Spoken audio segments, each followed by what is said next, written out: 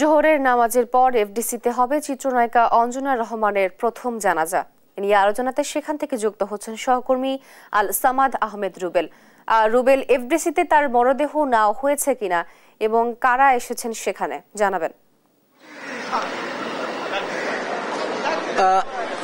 আপু, যেমনটি জানিয়েছিলাম যে এর আগেও হচ্ছে যে কাল রাতে মারা গিয়েছেন উনি, তো এখানে এফডিসিতে তাকে নিয়ে আসা হয়েছে এবং হচ্ছে তার সহকর্মী যারা আছে তাদের সাথে আমরা কথা বলেছি যে হচ্ছে বাদ জোহরের পরে হচ্ছে তাকে এখানে এফডিসিতে জানাজা হবে। তারপরে হচ্ছে তার সহকর্মী যারা আছে সবাই ফুল দিয়ে তাকে হচ্ছে দেওয়া হবে। এরপরের থেকে হচ্ছে তার যে সহকর্মী আছে যারা একসাথে হচ্ছে তার সাথে সিনেমা এবং নাচ করেছে তাদের সাথেও আমরা কথা বলেছি। তারা আমাদেরকে যেমনটি জানিয়েছিল গতকালকে যারা ছিল, আমরা যদি এই ভাইয়ের কাছ থেকে একটু জানতে চাই, যেহেতু উনি ওনার বাসায়ও ছিল এবং হচ্ছে ওনার বিষয় একটু কাজিন, ওনার কাছ থেকে একটু জানতে চাই। আসলে আমি আপুর কথা কি বলবো, বাসায় প্রকাশ করতে পারতেছি না। সারাক্ষণ আপার সাথে ছিলাম, দীর্ঘদিন যাবত আপার সাথে ছিলাম। আপুর ভালোবাসা আমি বলতে পারি না। আপু যে আমাদের মাঝে থেকে চলে যাবে এটা কখনো কল্পনার বাইরে, কখনোই মানতে পারি না, নিজেকে মানাইতে পারি না। আমি কুমিল্লা গেলে আবার জিজ্ঞাসা করতে তুই কখন আসবি, মানে অ্যাকচুয়ালি আপুর মতন মানুষ হয় না চলচ্চিত্র জগতে। আপুর মনটা উজাড় ছিল, একটা মানুষের প্রতি মানে এত ভালোবাসা আমি আর কখনো কার প্রতি দেখি নাই এটি।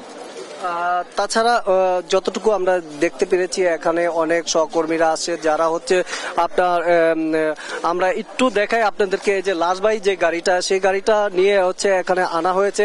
এখানে অনেকে অনেক ধরনের কথা বলছে, তাকে নিয়ে তার স্মৃতিচারণ করছে। যদি একটু আপনাদেরকে দেখানোর চেষ্টা করি, এখানে যে আছে ইউসুফ ভাইয়ের কাছ থেকে আমরা একটু জানতে চাই।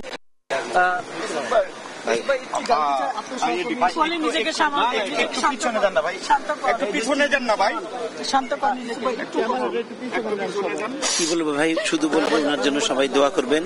সবার কাছে একটাই দোয়া, যে আপাকে যেন আল্লাহ বেহেশত নসিব করেন। সবার কাছে এই একটা অনুরোধ।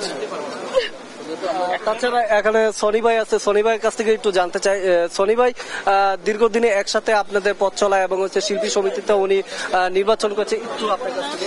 আসলে অঞ্জনা আপা আমাদের সঙ্গে কাজ করেছে, আমাদের সঙ্গে সর্বশেষ 2024-26 যে শিল্পী সমিতির নির্বাচনটি সেখানে অংশগ্রহণ করেছে।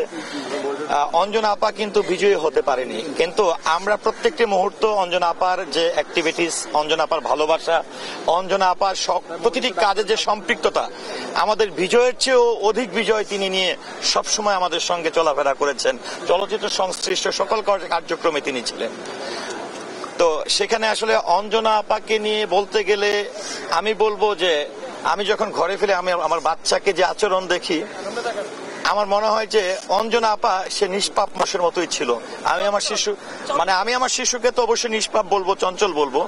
অঞ্জনা আপা মানে আমাদের এত সিনিয়র, এখনো আমাদের অনেকে শিশুর মতন, সন্তানের মতন ছিল। মানে আমরা যেখানে বলবো যে আমরা ওনার সন্তানের মতন, কিন্তু অঞ্জনা আপা ছিল আমাদের সন্তানের মতন। মানে উনি আপনাদের সাথে মানে কেমন ছিল, মানে আপনারা কেমন দেখছেন ওনা ছিল? আসলে আমার কাছে তো এখনো মনে হয় না অঞ্জনা আপা মারা গেছে। আপনি লক্ষ্য করবেন যে অঞ্জনা আপার সঙ্গে যারা কাজ করেছে প্রত্যেকের দেখবেন চোখের পানিও বের হচ্ছে না, কারণ এখনো ফিলই করতে পারতেছে না যে অঞ্জনা আপা নাই। আপনাকে স্তব্ধ লেগে আছে।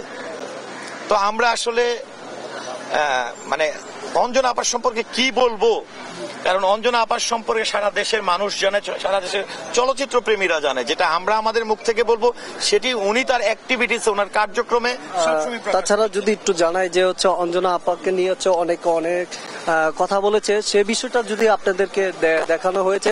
এবং অ্যাম্বুলেন্স বাই যে গাড়িটা এখানে আছে, সেই অ্যাম্বুলেন্স নিয়ে হচ্ছে ঢাকা মেডিকেল থেকে আনা হয়েছিল। এখন এই ছিল আমার কাছে বিএফডিসিতে সর্বশেষ সংবাদ। ধন্যবাদ আপনাকে। জোহরের নামাজের পর এফডিসিতে হবে চিত্রনায়িকা অঞ্জনা রহমানের প্রথম জানাজা। এ নিয়ে বিস্তারিত জানাচ্ছিলেন সহকর্মী আল সামাদ আহমেদ রুবেল।